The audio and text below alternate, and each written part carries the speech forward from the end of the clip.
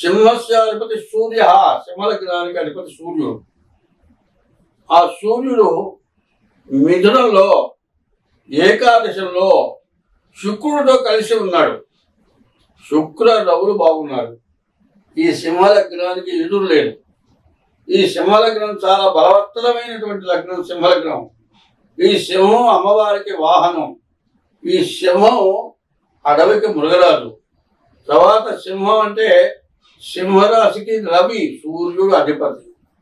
అన్ని కూడా చాలా గొప్పవే. సింహము గొప్పది, అమ్మవారు గొప్పది. రవిని మించినటువంటి సూర్యుని మించిన దేవుడు లేడు. అటువంటి రాశికి రవి శుక్రులు చాలా బలంగా ఉన్నారు. అయితే 8 గ్రహాల్లో 2 గ్రహాలే రవి శుక్రులు తప్పితే ఏ గ్రహం కూడా బాగలేదు.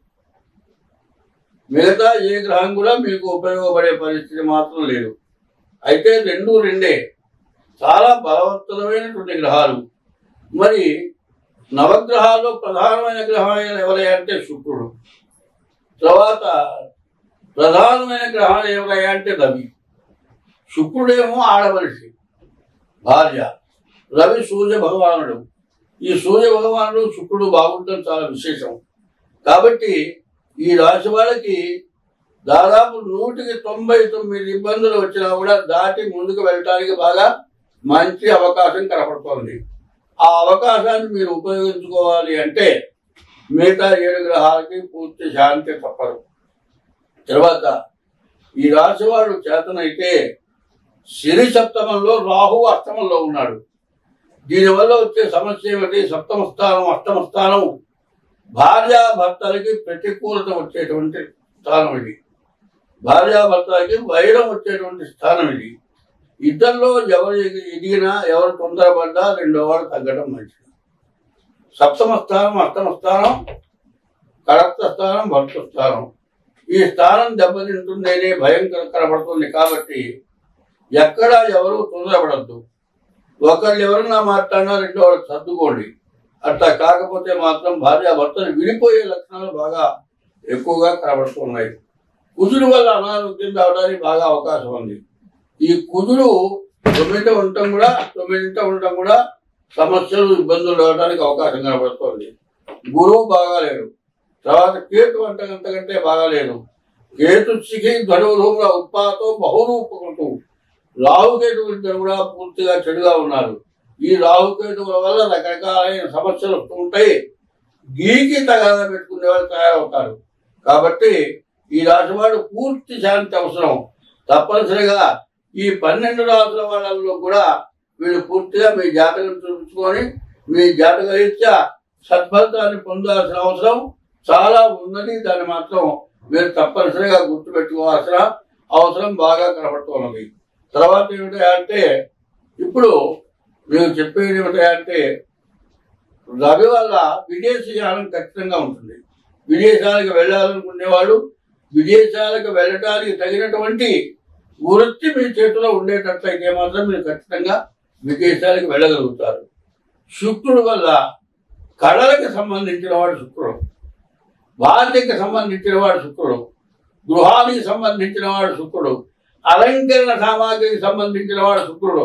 కాబట్టి అలంకరణ సామాన్లు అమ్మేవాడు కానీ, మరి తర్వాత వివాహాది శుభకార్యాలకు మండపాలు కట్టేవాళ్ళు కానీ, ఇటువంటి వాళ్ళందరికీ ఇల్లు కట్టేవాళ్ళు కానీ, ఇల్లు అమ్ముకునేవాళ్ళు కానీ, ఇల్లు కొనుక్కోవాలనుకునే వాళ్ళు కానీ చాలా మంచి అవకాశం కనబడుతుంది. తర్వాత జీవితంలో సంపాదించిన సంపాదన వీళ్ళకి ఎక్కువగా ఈ సింహరాశి వాళ్ళకి కనబడుతుంది. దాన్ని పూర్తిగా అడ్డం కొట్టేటువంటి పరిస్థితి కనబడుతుంది. దానికి మీ గ్రహశాంతి పూర్తిగా చేసుకోవటం అవుతాయి. తర్వాత మీ డేట్ ఆఫ్ బర్త్ రీత్యా కూడా చూపించుకోండి. ముందు మీకు ఏమాత్రం సింహరాశి వాళ్ళకి సమస్య ఉన్నట్లయితే ముందు మమ్మల్ని కన్సల్ట్ అవ్వండి. దాని మార్గం మేము చెప్పగలం. దాన్ని మేము పూర్తిగా సమస్య తీరే మార్గం చేయగలం. ఇది చాలా మంచి సమయం. ఎందుకంటే రవి శుక్రుడు ఏకాదశిలో ఉన్నారు. అటువంటి గ్రహాలు ఏకాదశిలో ఉంటే చాలా బలం. అటువంటి బలమైన సమయాన్ని మనం పోగొట్టుకోకూడదు. ఏమవుతుందంటే ఎట్లా ఉంటుందంటే ఒకడు ఏదో పని చేశాడు. ఏంటంటే గుడ్డివాడు పోతున్నట్ట, వాడు కర్ర పోటేసుకుంటూ వాడు దారి అనుకున్నాడు, మంచివాడు అనుకున్నట్ట నేను కళ్ళు మూసుకొని వెళ్తాను, వెళ్తే ఎందుకు పోలేను అనుకున్నట్ట. గుడ్డివాడి కళ్ళకి బంగారం మూట దగ్గర వాడు తీసుకొని పోయినాడు. వీడు కళ్ళు మూసుకొని మూట దాకా వెళ్ళిపోయినాడు. ఎంత దెబ్బతిన్నదో చూడండి వ్యవహారం.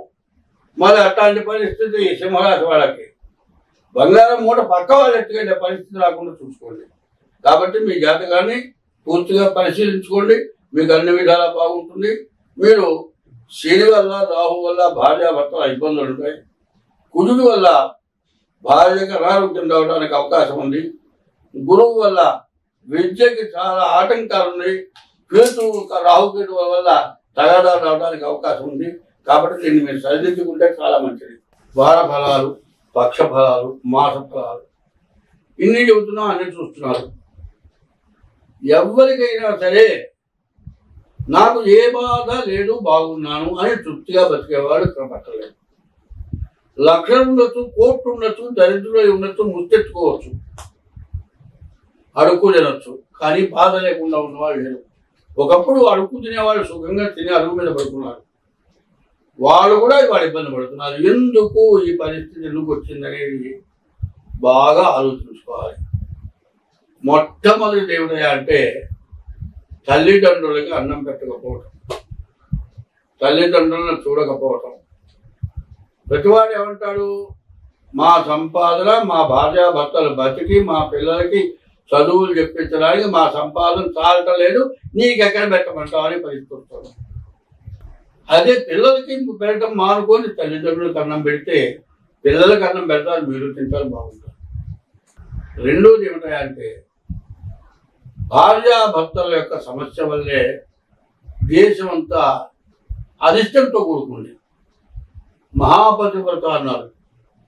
కొన్ని ఇళ్లలో చాలా బీదస్థితి ఉంది.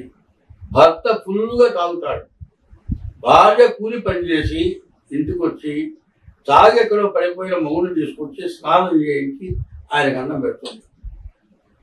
ఆ భర్తే ఆమెకు కావాలి, ఇంకో మనిషి అక్కర్లా. వేలి ముద్దే అక్షరాలు రావు. ఆమె ఎంత మహాపతివ్రతో దండం పెట్టాలి.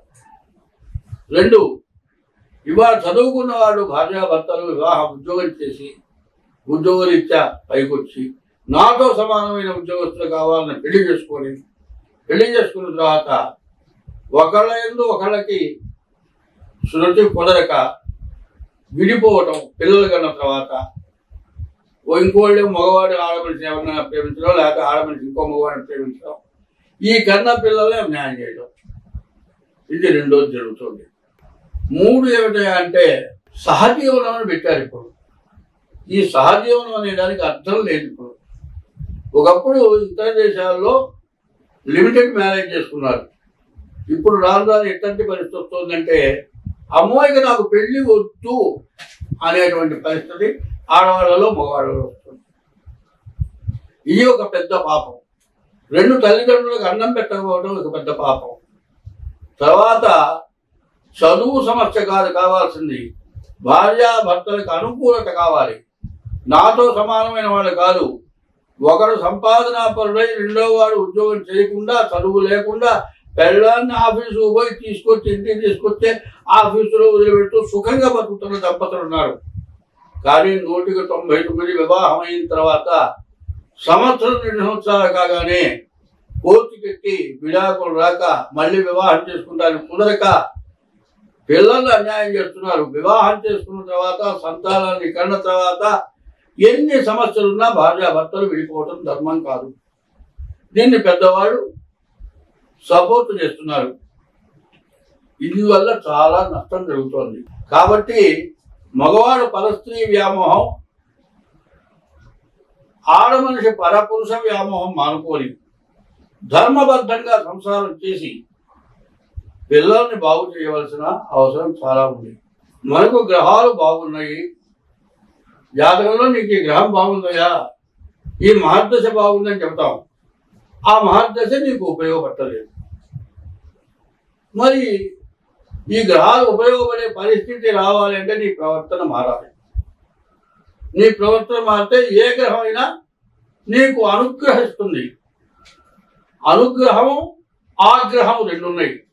నీకు అనుగ్రహం కావాలంటే, నీకు బాగున్న గ్రహాలని ఉపయోగించుకోవాలంటే నీ ప్రవర్తన చాలా అవసరం.